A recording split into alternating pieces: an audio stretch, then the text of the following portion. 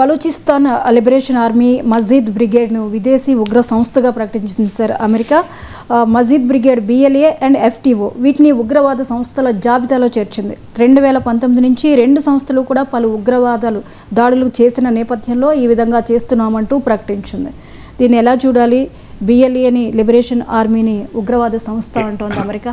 ఏమంది the resistant front పహల్గామ్లో దాడులు చేసిన ద రెసిస్టెంట్ ఫ్రంట్ను ఉగ్రవాద సంస్థ అని ప్రకటించడానికి చాలా రోజులు పట్టింది అమెరికాకు.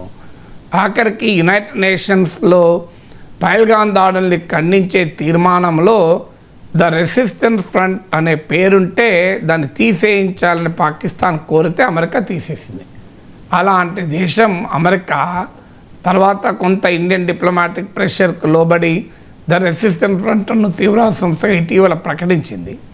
కానీ పాకిస్తాన్ కోరితే మాత్రం వెంటనే బెలూచి లిబరేషన్ ఆర్మీని తీవ్రవాద సంస్థగా ప్రకటించింది. అంటే ఈ భారతదేశం కోరితే మాత్రం పాక్ ప్రేరేపిత తీవ్రవాదుల్ని కట్టడి చేయడానికి అమెరికా ముందుకు రాదు.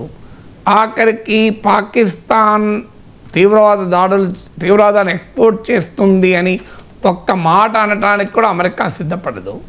క్వాడ్ స్టేట్మెంట్లో పాకిస్తాన్ పేరు చెప్పడానికి కూడా అమెరికా అంగీకరించలేదు.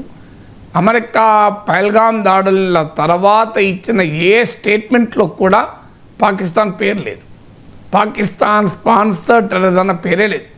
కానీ పాకిస్తాన్ కోరితే బెలూచ్ లిబరేషన్ ఆర్మీ పైన విరుచుకుపడడానికి అమెరికా రెడీ అవుతుంది. అంటే ఇది దేనికి సంకేతం? పాకిస్తాన్ చెప్పింది మేము చేస్తాం. బెలూచ్ లిబరేషన్ ఆర్మీ తీవ్రవాద సంస్థనా కాదా అనే డిబేట్లోకి నేను వెళ్ళడం లేదు. తీవ్రవాద సంస్థ కనుకనే దాన్ని అలా అమెరికా ప్రకటించలేదు. It is a clear favour to Pakistan. చాలా అద్భుతంగా ఉంది. వదిలేస్తే మొత్తం తినేస్తాను. నా సరదా తీరేంత కొంచెం ఇంకొక తిని వదులుతాను. కానీ చాలా బాగుంది. కానీ ఎంత తిక్కుగా ఉంది మీ ఇక్కడ. So nice. అమెరికా ఇలా ఫేవర్ చేయడం ఒక్కటి కాదు కదా, మీకు ఒక 100 చెప్పగలుగుతాను. ఇటీవలే చెప్తాను. ఒకటి, పాకిస్తాన్ పహల్గామ్ దాడుల తర్వాత కూడా వరల్డ్ బ్యాంక్ IMF ద్వారా రుణం ఇప్పించింది, మొదటిది. రెండవది, యునైటెడ్ నేషన్స్లో అమెరికా అభ్యంతరం చెబితే Pakistan counter terrorism vice chair కాలేదు. కానీ అమెరికా సహకారంతో యునైటెడ్ నేషన్స్లో కూడా తీవ్రవాద వ్యతిరేక కమిటీకి నాయకత్వం వహిస్తుంది పాకిస్తాన్. రెండవది. మూడవది, పాకిస్తాన్ ఇది phenomenal partner in counter terrorism operations అని అమెరికా కీర్తించింది. మైకేల్ గెరిల్లా అని అమెరికన్ సెంట్రల్ కమాండ్ చీఫ్ ఈ మధ్యన అతని ఫేర్వెల్ పార్టీ అటెండ్ అవడానికి అసీమ్ మునీర్ అమెరికా వెళ్ళి ఇలాంటి దుందుడుకు వ్యాఖ్యలన్నీ చేశారు. నాలుగవది, అసీమ్ మునీర్ అనే ఒక ఆర్మీ చీఫ్కు అమెరికా దేశాధినేత అపూర్వ సత్కారాన్ని ఇచ్చాడు. నాకు తెలిసినంత వరకు ఒక దేశ ఆర్మీ చీఫ్కు అమెరికా ప్రెసిడెంట్ ఈ స్థాయిలో గౌరవం ఇవ్వడం అనేది ఇదే మొదటిసారి. ఆర్మీ చీఫ్లు ప్రెసిడెంట్లు అయ్యాక వాళ్లకు అనివార్యంగా ప్రోటోకాల్ ఇవ్వడం వేరు. ఇతను ఆర్మీ చీఫ్గానే ఉండగానే ఒక దేశాధినేతకి ఇచ్చే గౌరవం ఇచ్చాడు. It is honour to meet Asim Munir అన్నాడు. ఐదవది, అమెరికా అధ్యక్షుడు బహిరంగంగా పాకిస్తాన్ ప్రేమిస్తున్నానని ప్రేమాయణాలు జరిపాడు. ఐ లవ్ పాకిస్తాన్ అని చెప్పి ట్రంప్ డ్యూయెట్లు పాడాడు.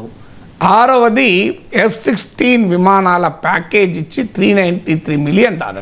అంతకుముందు బైడెన్ ప్రభుత్వం $450 మిలియన్ ఇస్తే ట్రంప్ ప్రభుత్వం $393 మిలియన్ ప్యాకేజ్ ఇచ్చాడు. ఏడవది, ఇటీవల అసీమ్ మునీర్ పర్యటన, ఆ తర్వాత American air force chief America పర్యటించాడు. పెద్ద ఎత్తున అమెరికాకు ఆయుధాలు అమ్మటానికి పాకిస్తాన్కి ఆయుధాలు అమ్మటానికి అమెరికా సిద్ధపడుతోంది. ఇది ఏడవది. ఎనిమిదవది, పాకిస్తాన్ ప్రభుత్వంతో అమెరికన్ కంపెనీ, అందులో కూడా ట్రంప్ ఫ్యామిలీకి 60% వాటా ఉన్న కంపెనీ పాకిస్తాన్తో క్రిప్టో డీల్ కుదుర్చుకుంది. తొమ్మిదవది, పాకిస్తాన్ మినరల్ ఫోరం ఇటీవల పాకిస్తాన్ ఏర్పాటు చేసి మా దగ్గర సహజ వనరులు బాగా ఉన్నాయి, ఖనిజ నిక్షేపాలు అంటే అమెరికన్ కంపెనీలు బారులు తీరి పాకిస్తాన్లో ఉన్న ఆ పార్ట్నర్షిప్ కొరకు ప్రయత్నాలు చేస్తున్నాయి. 10, తాజాగా అమెరికా పాకిస్తాన్ ఆయిల్ ఫీల్డ్స్ను చమురు క్షేత్రాలను అభివృద్ధి చేయడానికి ఒప్పందాలు కుదుర్చుకున్నాయి. ఆ దాని ద్వారా రేపు భవిష్యత్తులో ఇండియాకు కూడా పాకిస్తాన్ ఆయిల్ అమ్మేలా పాకిస్తాన్ తీర్చిదిద్దుతామని ట్రంప్ మాట్లాడుతున్నాడు. సో ఇప్పుడు నేను 10 రకాలుగా ఇమీడియట్గా జరిగిన పరిణామాలే చెప్పాను. ఇంకా గతంలో పాకిస్తాన్కు అమెరికా ఎన్ని రకాల సహకరించింది మనందరికీ తెలుసు. 1971 వార్లో 7వ నౌకాదళం 7th ఫ్లీట్ పంపించి యుద్ధ విమానాలతో కూడిన యుద్ధ నౌకలు వార్ ప్లేన్స్తో కూడిన వార్షిప్ను పెట్టి ఇండియానే పేల్చివేస్తాం పాకిస్తాన్కు మద్దతుగా అంటూ రంగంలో దిగిన చరిత్ర అమెరికా ప్రభుత్వానికి ఉంది. అందువల్ల హిస్టారికల్గాను ఉన్నదే కాదు, ఇటీవల కాలంలో ట్రంప్ ప్రెసిడెంట్ అయ్యాక పాకిస్తాన్తో జరుగుతున్న ప్రేమాయణంలోని 10 సన్నివేశాలు చెప్పాను.